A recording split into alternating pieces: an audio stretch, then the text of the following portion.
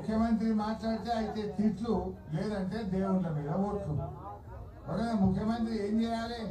ప్రజలకు ఏం కావాలో చేయాలి. నేను రాంగ దీన్ని ఆ ఊరేందో జస్ట్ దీని వెనుకనే గోడెంకనే ఊరున్నది ఎలికట్ట. ఆ ఊరు పేరు రోజున కారు ఆగిందాడు. ఏంటంటే ఆడవాళ్ళు బిందెలు తొంగొట్టుకుంటారు, నీళ్ళ కోసం కొట్లాడుతున్నాడు. నేను కారు దిగి వాళ్ళ దగ్గరికి పోయి మాట్లాడితే మా పరిస్థితికి ఇట్లా అయిపోయింది, అర్ధగంటకు ఒక బిందె నిండలేదు, మేము మధ్యాహ్నం నుంచి మేము నా బిందె ముందంటే నీ బిందె ముందని కొట్లాడుకుంటున్నామని పాపం మహిళల బాధపడుతూ చెప్పింది. మాట్లాడుకున్న వాళ్ళు ఏమంటున్నారు, మాకు జనరల్ గా ఓటేస్తే ఒక ఎమ్మెల్యే అవుతారు, కానీ మా పాలకుర్తి నియోజకవర్గానికి మేము ఓటేస్తే 2 ఎమ్మెల్యేలు అయిన, అత్త ఎమ్మెల్యే కోడల ఎమ్మెల్యే. అత్త ఎమ్మెల్యే దగ్గర పోతే కోడల ఎమ్మెల్యే కోపం వస్తుందంటే, కోడల ఎమ్మెల్యే దగ్గర పోతే అత్త ఎమ్మెల్యే కోపం వస్తుందట. అదే ఒక్క ఓటేస్తే 2 ఎమ్మెల్యేలు వచ్చిండ్రు, ఏమైనా లాభం అవుతుందేమో అనుకుంటే ఒక్క నయా పైసా పని అయితే లేదు.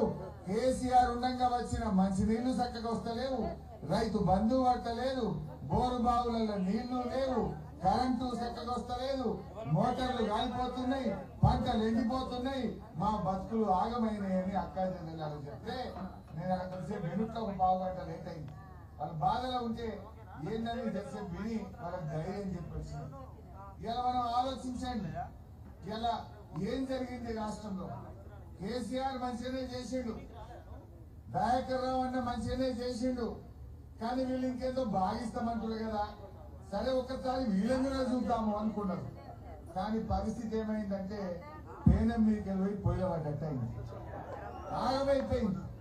ఇవాళ ఏమన్నాడు రేవంత్ రెడ్డి గారు, మేము రాగానే మీకు ఇంకో విషయం గుర్తు చేయాలి.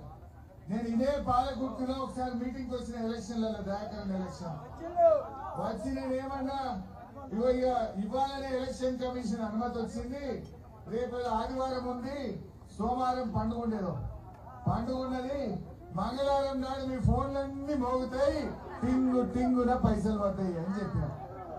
ఈ కొడుకులు కాంగ్రెస్ వాళ్ళు వైపు ఎలక్షన్ కమిషన్ లో కంప్లైంట్ చేసి ఇవి ఆర్థిక మంత్రి పైసలు పడతాయని చెప్పిండి ఆపాలన్నారు. దరఖాస్తు పెట్టి రైతు బంధు పడకుండా చేసిండ్రు. ఇంకా ఒక అడుగు ముందుకేసి ఇప్పుడైతే 10,000 మేము వస్తే 15,000 అన్నారు. పడ్డా ఎవరికన్నా? నా 15,000 ఆ 10 కూడా పురాగియలే. అదే పెట్టుబడి సాయం రైతు బంధు అంటే నాట్లేసేటప్పుడు ఇవ్వాలి, దున్నేటప్పుడు ఇవ్వాలి, దుక్కి మందికి ఇవ్వాలి. ఇప్పుడు పంట కోతలైపోయి కళ్ళాలలో వడ్లుంటే కూడా ఇది వరకు రైతు బంధు పురాగవాలి. ఇగో ఇది మార్పు వచ్చిందంటే పంట కోతకు వచ్చిన రైతు బంధు రాకపోవడమే మార్పు. ఇది కాంగ్రెస్ సాధించిన మార్పు. ఎన్ని మాయమాటలు చెప్పిండ్రు, ముద్దుగా చెప్పిండ్రు, నమ్మకలేదని బాండ్ పేపర్లు వంచిండ్రు. బాండ్ పేపర్ అంటే ఇంకా నమ్మకం ఉండదు. ఊళ్ళల్లో 100 రూపాయల బాండ్ పేపర్ రాసిస్తే ఇది దానికి నమ్మకం. పోలీస్ స్టేషన్ పోయినా, కులంలో కూర్చున్నా, ఊళ్ళో పెద్ద మనుషుల దగ్గర కూర్చున్నా బాండ్ పేపర్ మీద అయితే చెల్తుంది అంటారు అని బాండ్ పేపర్ మీద రాసుకుంటారు. ఈ కాంగ్రెస్ వాళ్ళు ప్రజలు నమ్ముతలేరని 6 గ్యారంటీలు, 13 హామీలు 100 రోజుల్లో అమలు చేస్తామని బాండ్ పేపర్లు రాసిచ్చింది. ప్రజలు నమ్మిండ్రు. బాండ్ పేపర్లు రాసిస్తే